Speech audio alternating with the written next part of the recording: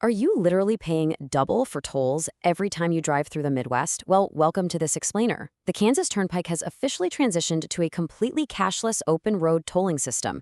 We're talking no more toll booths, no stopping, and no digging under your seat for spare change. Now, you could just drive right through and wait for a hefty bill to show up in your mail, but acquiring a K-tag transponder through the new Drive KS system is absolutely the ultimate time and money saving solution. Today, we're going to break down exactly how you can master this whole system.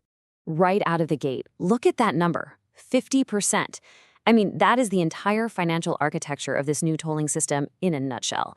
By simply having an active K-tag transponder stuck inside your vehicle, you instantly unlock a massive 50% discount on your tolls compared to drivers who don't bother getting one.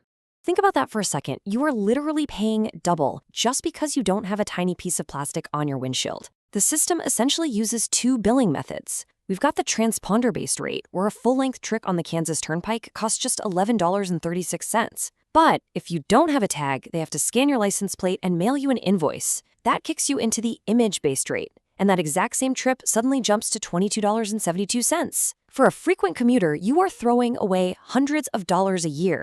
So, here is our roadmap for today. We'll quickly run through eligibility and costs, the application process, proper installation, usage and troubleshooting, regional interoperability, and then we'll wrap things up with a final disclaimer. Let's dive right in. All right, Section 1, eligibility and cost breakdown. First off, a really common misconception is that you need to be a Kansas resident to get one of these. Actually, scratch that. Anyone is fully eligible, even out-of-state drivers or temporary visitors. So, how do you get one? The Kansas Turnpike Authority has built a pretty huge multi-channel ecosystem to get you set up. The absolute easiest way is the digital portal through driveks.com or their app, and those standard sticker tags are completely free. $0. If you're out running errands, you can grab a retail starter kit at places like Dillon's or Walgreens. There are also walk-in customer service centers if you want to grab a free sticker in person. Now, if you're running a business, commercial fleet accounts offer these rugged, hard case units for $15 each. And for unbanked users who prefer to just deal in cash, there's actually an integrated bank pass option that lets you reload your toll account at retail kiosks, which is super convenient. Moving on to Section 2. The application process, which is all about getting your Drive KS account set up. This new platform is great because it consolidates all your accounts, payment methods, and transponders into one unified system. And honestly, the digital application is a total breeze. It really boils down to 3 core steps. Step 1, you just provide your basic personal contact info. Step 2, you enter your vehicle specifications.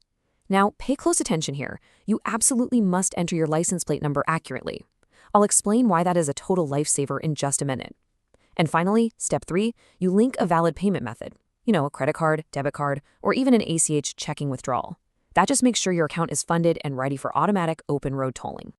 But hey, if you aren't a fan of online portals, you're still totally covered. You can just dial 1-800-USE-KTAG, and a real human will walk you through the setup over the phone. You can pick up self-activation kits at participating Walgreens pharmacies, or even drop by the customer service desk at Dillon's supermarkets in busier areas like Topeka or Lawrence. And get this, civic groups can actually arrange for KTA outreach reps to host local distribution events right in your own neighborhood. How cool is that? Okay, Section 3, proper installation. We really need to talk about why precision placement matters for these tags. You might be thinking, hey, it's just a sticker, I'll just slap it anywhere. Definitely don't do that. Improper placement can completely disrupt the communication with the overhead tolling gantries when you're flying underneath them at highway speeds. So, a little prep work is essential. First, thoroughly clean the inside of your windshield with glass cleaner or isopropyl alcohol to get rid of any dust or oils, and let that glass dry completely. Next, you have to locate an RF-friendly zone. If you drive a newer car that has a specialty windshield with metal heating elements or a solar reflective coating, you'll need to check your owner's manual to find the designated clear zone. And lastly, make sure to keep the sticker at least 2 inches away from plastic windshield casings, metal frames, and stuff like aftermarket dash cams. 2 inches is your golden rule there. Once your windshield is prepped, it's time to apply the tag, and you don't need a professional for this. Step 1, just peel the clear protective liner off the back of the K-tag. Step 2, stick it horizontally on the glass. Ideally, you want it centered right behind or just below your rearview mirror. Step 3, press firmly around the outer edges to smooth out any air bubbles and make sure it's really stuck on there. And you're good to go. Now, please pay close attention to this next part, because this is what you absolutely must not do. Never, ever attempt to peel off, remove, or reposition your sticker once it's on that glass. These K-tags are thin, flexible RFID tags designed for single-vehicle permanence. If you try to peel it off, you will literally break the delicate little copper microantenna embedded inside of it. Doing that completely destroys the transponder, and it won't scan at the toll points anymore. So, measure twice, stick once. Let's shift gears over to Section 4, Usage and Troubleshooting. This covers daily management and something really cool called the iToll Safeguard. So picture this. Your tag is perfectly installed, you're cruising down the turnpike, but suddenly there's a weird hardware glitch, and the gantry just doesn't read your tag. Are you about to get a massive bill in the mail? Well, the Drive KS system actually has this brilliant built-in safeguard called iToll. If you pass a scanner and your tag fails to read for whatever reason, their cameras automatically capture your license plate. Instead of slapping you with that expensive double-rate invoice, the system matches your plate to your active account and graciously bills you at the lower K-tag rate anyway. It's basically a safety net that protects you from being overcharged for minor tech hiccups. But remember earlier when I said that linking your license plate during setup was absolutely vital? This is exactly why.